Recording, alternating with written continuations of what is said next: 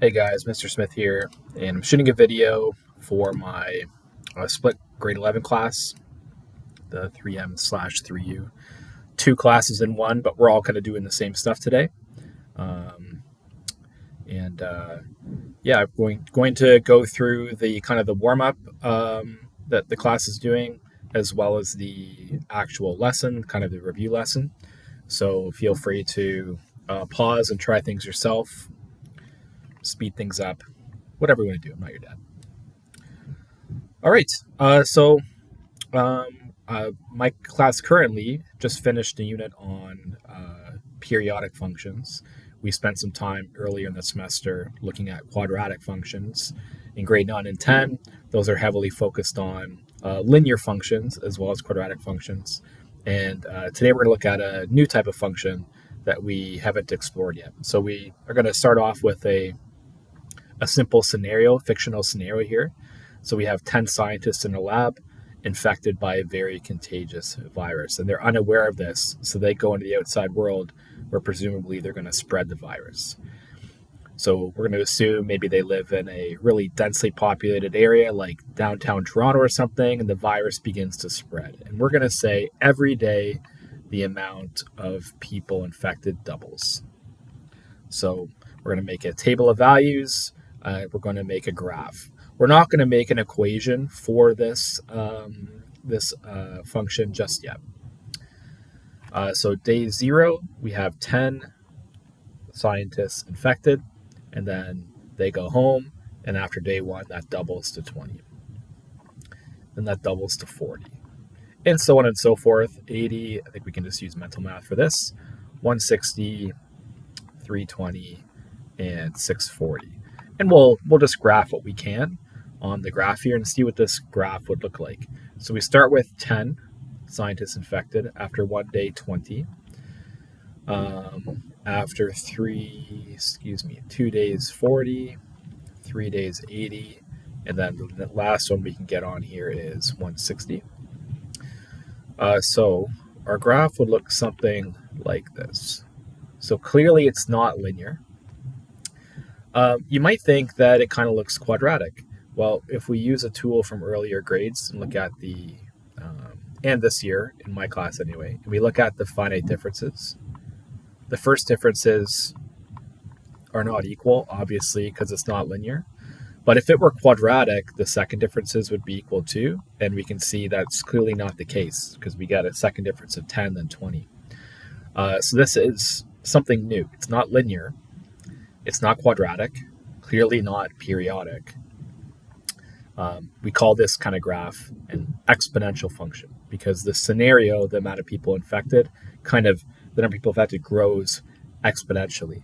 So we're going to be making use of exponents and power buttons on our calculators. So at this point, this is where in the classroom, I'd have everybody with their calculators. And because we all use a different calculator, I just wanted to make sure everybody finds their power button so they can evaluate powers quickly, effectively, accurately in the classroom. So you should do that at home too. So most of your calculator, your exponent button will look something like this, either that chevron or y to the power of x or x to the power of y. And then you should try these 6 as powers just to make sure you are comfortable using your power button for today. Now, I might have to whip out my calculator in a second, but I think I can do these with mental math. So you want to pause the video and try these. This would be a 128. 3 to the power of 4, 3 times 3 times 3 times 3 is 81. 1.5 to the power of 3. You know what? It's too early in the day for me to do that.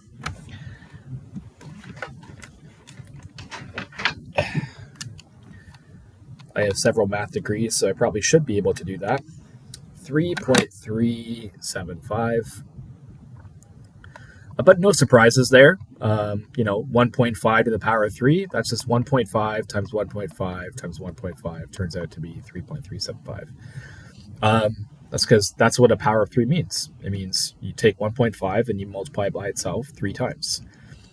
But if you try D, 5 to the power of 0, That's a little weird. How do you multiply 5 by itself 0 times? But you will see your calculator does give a value for that. It gives you 1. How can you multiply 2 by itself negative 2 times? Intuitively, that doesn't make a lot of sense right now if this is new to you. But our calculators do give a value. Your calculator will give you 0.25, or if your calculator spits out fractions, it'll spit out 1/4. How does that work? And F might look a bit strange as well. How do you take a number like 9 and multiply it by itself 0.5 times? That's really strange on the surface. Your calculator will give you a value. It will give you 3. What we're going to be doing tomorrow, and this will be review for the people that took the Grade 10 academic course, for the people that took the Grade 10 applied course, this will be new. We're going to actually look tomorrow at, or in our next video if you're watching on YouTube, what does it mean for an exponent to be 0? And what does it mean for an exponent to be negative? Why do our calculators spit out those answers that they do? Well, we're going to give meaning to that. And then 2 days from now, everybody will be learning this new idea that exponents can actually be decimals or fractions as well. But that's for later videos. Now, if you're wondering what kind of equation gave the 1 that we worked with above, it's an equation like this. And we'll go through the rule of 4. I've given you the equation for this function. We'll make a rule, we'll make a table of values, and we'll make a graph. So for the written rule for this function, I'm just going to say, I usually say something like the y values are powers of 2. And yeah, we're going to generate a graph here with our calculators. Now we've just seen in that little bit of a warm-up that our calculator will spit out a value for 2 to the power of negative 3. It still might seem strange that your calculators allow that to happen. But as I said, we'll be delving further into this topic in our next video. But for now, I just want you guys to use your calculators to bang out a table of values, and we'll make a sketch here. So if you want to pause the video and do these, great. If you just want to copy down my values, just trusting me, that's great too. You get 0.5. 2 to the power of 0 gives you 1. 2 to the power of 1 gives you 2, 4, and 8. Note the y values are doubling, a lot like they did in the previous example.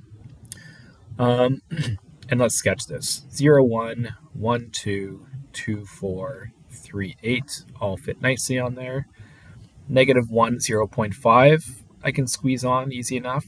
0.25, you can do your best to try to plot 0.125. It's a little getting close to the axis there. My fine motor skills are deteriorating as I get older. That's actually not too bad of a graph. So we have this interesting graph. It's not linear. It's not quadratic because there's no vertex. It doesn't swoop down and come back up again. No, it just keeps growing and growing and growing and growing. And the other way, it keeps getting smaller and smaller and smaller and smaller, but never quite getting to 0. This is an exponential function. So this little motivation warm-up kind of might have raised more questions than it answered. How can exponents be 0 or a negative or even decimals? And this is a new type of graph where we can model real-life scenarios with. How do we graph transformations? All these different things we'll get to. The focus of today, though, is to make sure we're all, whether you took Grade 10 academic or Grade 10 applied, we're all getting up to speed on the basic exponent rules that everybody did learn in Grade 9. So if you want to pause the video, get this lesson sheet queued up, or just take notes on paper at home. But yeah, I have titled this lesson sheet Review. It is review for everybody. Everybody did this in their Grade 9 course. The Grade 10 applied people might not have worked a lot with powers, not a ton. In the measurement unit, a lot of formulas require powers, but it might have been a while since you've used these basic exponent rules. So we're going to take the time to review them, making sure we're all on the same page. If this seems easy to you, then just view that as a positive thing. You can spend today helping your friends who this might not come naturally to. Let's dive in here. So to motivate our first exponent rule, I've got a couple products of powers, and I've uh, shown you my idea here. We're multiplying two powers of 5. 5 squared times 5 to the power of 4. And if we use what we know about exponents, 5 squared just means 5 multiplied by itself 2 times. And 5 to the power of 4 is like 5 multiplied by itself 4 times. Well, that's 6 if you just add them up. 1, 2, 3, 4, 5, 6 factors of 5. And can we not write all of this as 5 to the power of 6? It turns out that 5 squared times 5 to the power of 4 is equal to 5 to the power of 6. We showed that by just expanding it out and counting up how many factors of 5. It's possible you already see the rule or you remember the rule, but just to illustrate it one more time, let's take 3 to the power of 5, which is 3 multiplied by itself 5 times, and 3 squared, which is 3 times itself twice. If you count up the number of factors of 3 you're multiplying 7 3s altogether. So that's like 3 to the power of 7. And then you can maybe pause the video and ask yourself, how can I go from that product of powers right to writing that as a single power without all the in-between having to expand things out? We don't really need to do that. And if you said you just add the exponents, then that's great. That's the rule. You can always simplify two powers being multiplied. You can write them as a single power if you just add the exponents together. So that's the rule. A to the power of b times a to the power of c is a to the power of b plus c. You add the exponents. Add a little note here since I have some room. The base stays the same. Right? It wasn't 5 squared times 5 to the power of 4 is 25 to the power of 6. No, the base stays the same. And we add the exponents. So this was the first of 3 basic exponent rules you learned in your grade 9 course. Let's look at the second one. And we'll summarize these in a moment and just bang out some more examples. Here's a different pattern. We have a quotient of powers. We're dividing 2 powers. Here we have 5 to the power of 6 divided by 5 to the power of 2. Now if you expand all that out, 5 to the power of 6 is 6 powers of 5 on top. And 5 squared is 2 powers of 5 on the bottom. And we can see that we have a factor of 5 on top, another factor of 5 on top, and 2 factors of 5 in the bottom. These will divide out to 1, right? It's like 25 divided by 25 is like 1. And when those divide to 1, or if you feel the term canceling them out helps you, if you cancel those out, you're just left with 4 factors of 5. Well, we can write 4 factors of 5 being multiplied as 5 to the power of 4. Can we develop a rule to go right from that quotient of powers to a single power?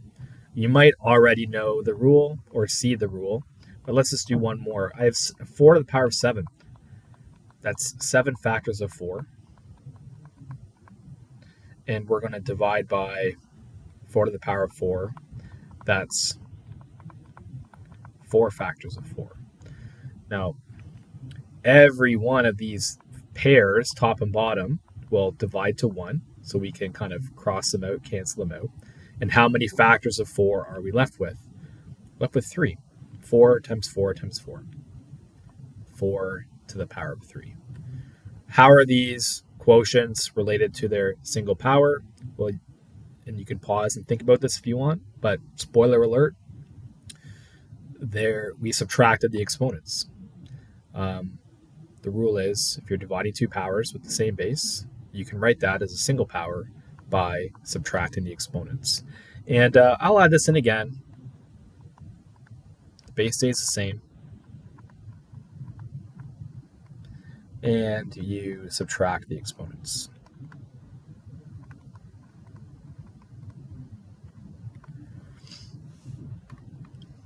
All right. There is one more rule for powers that you learned in grade 9. So we've multiplied powers together. We've divided powers. The last pattern we're looking at is what happens when we take a power of a power.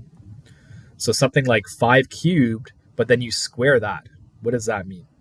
Well, 5 cubed means 5 times 5 times 5, 3 times. And to square something means you multiply that by itself. So that 5 times 5 times 5, we're going to do that twice. You get 5 times 5 times 5 twice. It gives you 6 factors of 5, which we can write as 5 to the power of 6. It is possible, you already see the rule or remember it, we've added the exponents, we've subtracted the exponents, we're running out of operations to do. If the rule is not obvious, let's do one more. So 3 squared, that's just 3 times 3. When you raise that to the power of 4, it's saying, okay, we need to do that 4 times.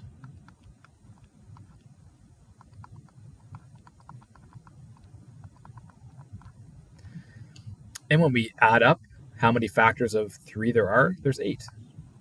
That can be written as 3 to the power of 8 more simply. Note that, and again, pause the video if you don't want the spoiler, we multiply the exponents together.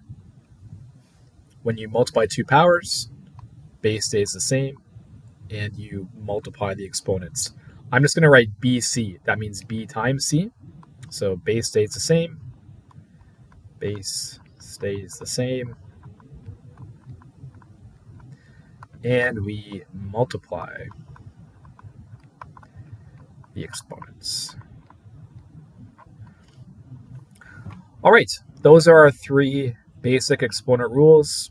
We've kind of investigated them again. Back in grade 9, I'd spend kind of a longer time investigating these, but you have seen these before. Many of you guys who had me in grade 9 have done a similar investigation before. So hopefully you're convinced or at least brought up to speed. So let's just kind of summarize things and then make an example. To multiply powers with the same base, add the exponents. Let's cook up some examples here. So let's say we were doing 4 to the power of 5 times 4 to the power of 6. That would be, we could write that as a single power, as 4 to the power of 5 plus 6, or 4 to the power of 11. Is it necessary to show that intermediate step of adding the two numbers? No. So for another example, we could do, how about 7 to the power of 10 times 7 to the power of 4. So because the 3M3U class are more advanced level math classes in grade 11, I don't need you guys to show me 10 plus 4 is 14. You can just go right to 7 to the power of 14. These rules can be helpful because it's less computations to do 4 to the power of 11, that's 1 power, than to do 2 separate powers and multiply them. It just takes less computing time. So these rules can be very helpful. To divide powers at the same base, we subtract the exponents.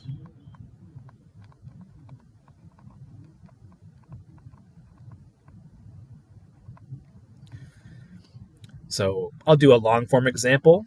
So 6 to the power of, 8 divided by 6 to the power of 5. We subtract the exponents. We can write that more simply as 6 to the power of 3. And I don't really care what 6 to the power of 3 is. Right now, our goal is to get used to using these rules. Note, there's a temptation, a lot of students, well, not a lot, but I do see this, are tempted to divide 6 divided by 6 and write this as 1 to the power of 3. No, the base stays the same. But, when we're in the wild doing practice, if you're doing, say, 8 to the power of 6 divided by 8 to the power of 4, I don't need you guys to show me any rough work. Go right to 8 squared. 6 minus 4 is 2.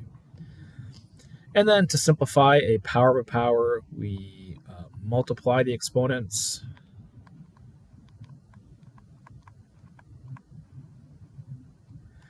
So for example, let's say we have 2 to the power of 4. We raise that to the power of 5. We know the rule is we multiply those exponents. 4 times 5 is equal to 20. So 2 to the power of 20. Do I need you to show that work? No.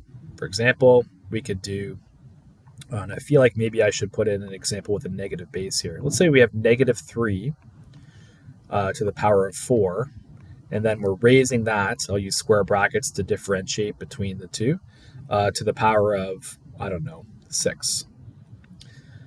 The base stays the same. I can write that as -3, and I multiply the exponents together. 4 times 6 is 24. So for our level of course, the expectation would be it's fine just to write as a single power. You don't need to show any intermediate step. I will not show an intermediate step for these 6. But one thing we'll do afterwards is we're going to simplify each of these. And then afterwards, we'll use a calculator to actually evaluate. Like many of you could do 6 cubed times 6 squares on your scientific calculator and get an answer. But the purpose of these to practice simplifying and then it's just to practice our exponent rules. So if you're at home doing this, I suggest pause the video and give these a try. Then you can unpause and check. All right, I'm just going to go right at these. So I'm multiplying 2 powers. I'm going to add the exponents. 3 plus 2 is 5. 6 to the power of 5, I feel, is 7,776. It is. When you teach math long enough, you just see these numbers over and over again. I've done this lesson maybe 15 to 20 times with different groups. All right, so simplify first, then evaluate. 5 squared times 5 to the power of 4. Add the exponents. That's 5 to the power of 6. And I don't know what this is. 15,625. For C, we're now dividing powers. We subtract the exponents. That's 10 to the power of 1, which is just 10. Okay, use the rule first, then you can evaluate. Here we're dividing, so we subtract these 2 powers. 7 to the power of 4. 49 times 49, I think, is 2,401 maybe? Oh, I did 4 to the power of 7. 7 to the power of 4. Yep, still got it, 2,401. 10 to the power of 4 to the power of 2. Multiply the exponents, that's 10 to the power of 8, which is 100 million, I think. Then F, 2 times 2 is 4. And now we can evaluate, now that we've simplified. 5 to the power of 4 is 625. All right, again, this was done in grade 9. Hopefully it's coming back to you. We've reviewed the 3 basic exponent rules. We've put them into practice a bit. Why do we have them? It cuts down on computing time. I'd rather do 1 power than 2 powers or more, and then another operation. In these next examples, we're going to combine some rules together. And a reason why these can be helpful is like if you actually just tried to do these steps individually, like in say do 2 to the power of 45. 2 to the power of 45 is a very big number. I get, and you might not even be used to working with scientific notation, but I get 3.5 about times 10 to the 13. That's like a 3 and a 5 and like 12 more zeros. I don't want to write that down. I don't want to store it in my calculator. That's a really large number. Instead, let's use our exponent rules. I see 2 powers being multiplied. I can add those exponents. That would be like 2 to the power of 110, 45 plus 65, divided by 2 to the power of 105. Now I'm dividing 2 powers. I subtract the exponents. That's 2 to the power of 5. And so that big, messy, complex expression is equivalent to 2 to the power of 5, which is easy to do on your calculator. 2 to the power of 5 is 32. So maybe you can try B, where you apply our exponent rules to take these very large exponents and bring it down to something manageable, something that we can compute easily. So as usual, pause the video, unpause when you're ready, or follow along. But it'd be great if you tried these independently. On top, multiplying 2 powers, I add the exponents, 3 to the power of 300. On the bottom, I have a power of a power. I multiply the exponents. 5 times 59 is 295. Now I have a quotient of powers. I'm dividing 2 powers. I subtract the exponents. 300 minus 295 is 5. And I would rather evaluate 3 to the power of 5 on my calculator. That's manageable. gives me a relatively small number compared to the options, 243.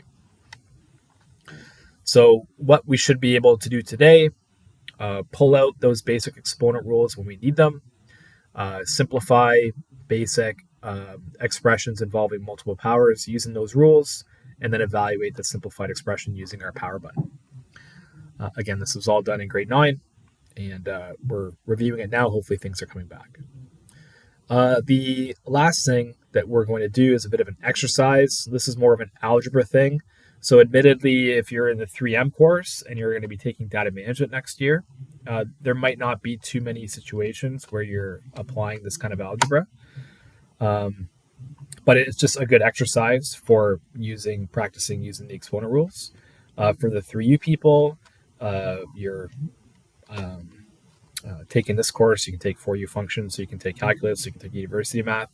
There will be times where you will be using this kind of algebra here or there. So it's good. It's necessary for you guys, but it's good practice for the 3Ms. You also did this in grade 9, so this should be reviewed. But let's brush up on multiplying two. These are monomials.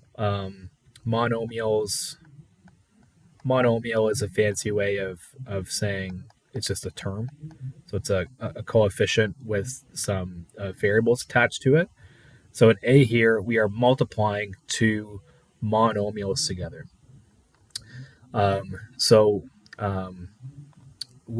There's several things we can do here. You can choose to kind of rearrange how you're multiplying things and break it up. For me, that just becomes almost too clunky in my opinion. But the idea is we'll just multiply things that we can multiply. I have space down below here. I'm going to write that. Multiply what you can multiply.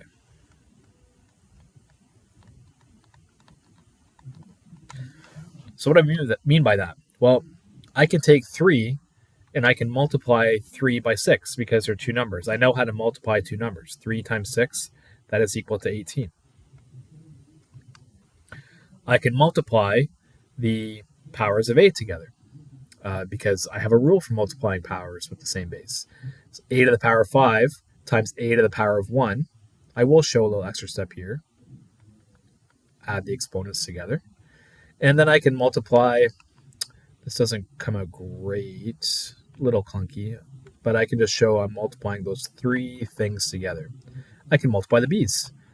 B to the power of 5 times b to the power of 2. I add the exponents. This is equal to 18 times a to the power of 6 times b to the power of 7. Totally acceptable to go right to the final answer there if you're comfortable with your exponent rules. For b, we'll do the same thing. We're going to divide what we can.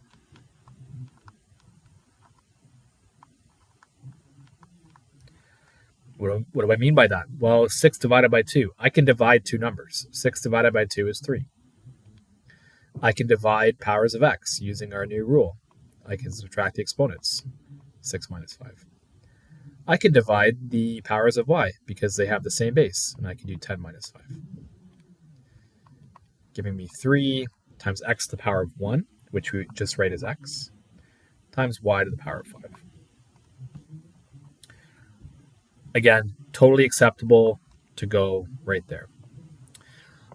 Now for c, c can be done two different ways. So 3xy all squared, you can just write that as 3xy times 3xy, which is totally acceptable. This would be a bit trickier if the exponent was something larger like 8. Do you really want to be writing 3xy out 8 times? Instead, we apply a rule that we learned in our earlier courses that when we take 3 times x times y and we square all of it, that squared gets distributed on everything. So that's like 3 squared, and then x squared, and then y squared. So just square everything. Square 3, that gives you 9. Square x, that gives you x squared. Square y, that gives you y squared. Again, many of you guys will be able to go right from there to there, but we're squaring everything. Square everything. Apply the exponent to everything.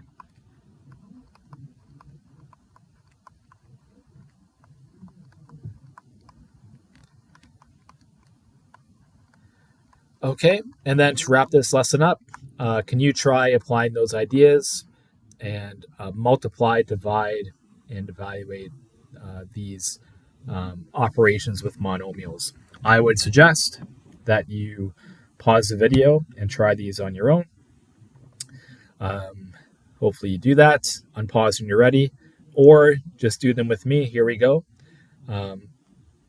Now, I think I'll show, just because this is for a lesson, I think I'll show kind of an intermediate step. But of course, you can just do it in one step if you want to at home. I can multiply 5 and 2. I can multiply x to the power of 5 times x squared by adding the exponents, and I can multiply the powers of y by adding the exponents together. And I get 10 x to the power of 7, y to the power of 12. Of course, if you just went right there, that's great. For b, I can divide 25 and 5. I get 5. Not 20, right? We divide the numbers, but when we divide powers, we subtract the exponents. I can divide the powers of a by subtracting the exponents. I can divide the powers of b by subtracting the exponents. And I can divide the powers of c by subtracting the exponents. 5 times a to the power of 5 times b to the power of 5 times c to the power of 3.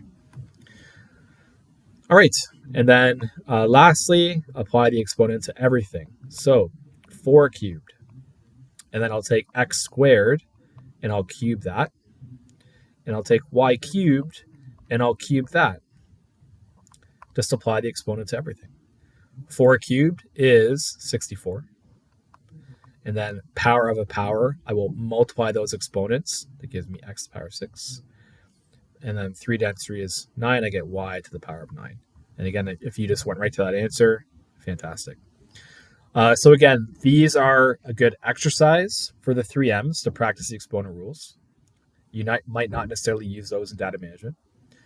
For the 3U, you will be using these skills at certain points later on, so it's kind of a necessary thing for you to practice. All right, hope you enjoyed the video, and hope you guys are doing well. Take care, and we'll see you soon.